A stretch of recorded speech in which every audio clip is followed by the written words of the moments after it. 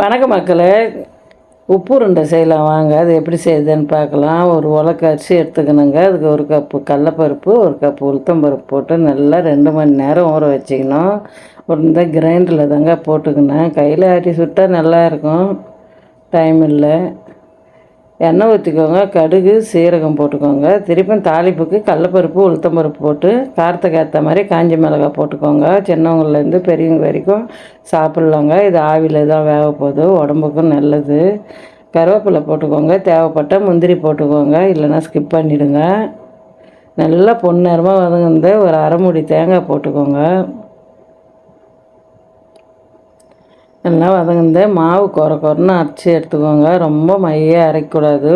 உருண்டை சாப்பிட்டா வராது. குறன்னு அரைச்சா தான் நல்லா வரும். இதெல்லாம் அப்பத்தி பலகாரங்க. இதெல்லாம் அப்போ செஞ்சு வைக்கிறது. இப்போயே அது டேஸ்ட்டாக தான் இருக்கும். செய்கிற விதத்தில் செஞ்சால் அவ்வளோ சூப்பராக இருக்கும். நல்லா சிம்மில் கொஞ்ச நேரம் மாவு விட்ருங்க. பொடி பொடியாக வந்துடும். அந்த தண்ணியெல்லாம் ஏற்றுட்டு இட்லி பாத்திரத்தில் தண்ணி வச்சுட்டுங்க. எல்லாம் தண்ணி கொச்சி வரட்டும். சீக்கிரமாக உருண்டை வேக வந்துடும். நல்லா மாவு கலரி கொடுத்துட்டு உங்களுக்கு எந்த சைஸ் வேணுமோ அந்த சைஸு உருண்டை பிடிச்சிக்கோங்க. சூப்பரான உருண்டைங்க. அவ்வளோ டேஸ்ட்டாக இருக்கும். ஒரு வாட்டி குழந்தைங்களுக்கு செஞ்சு கொடுத்து பாருங்கள். இதுதான் வேணும்னு கேட்பாங்க.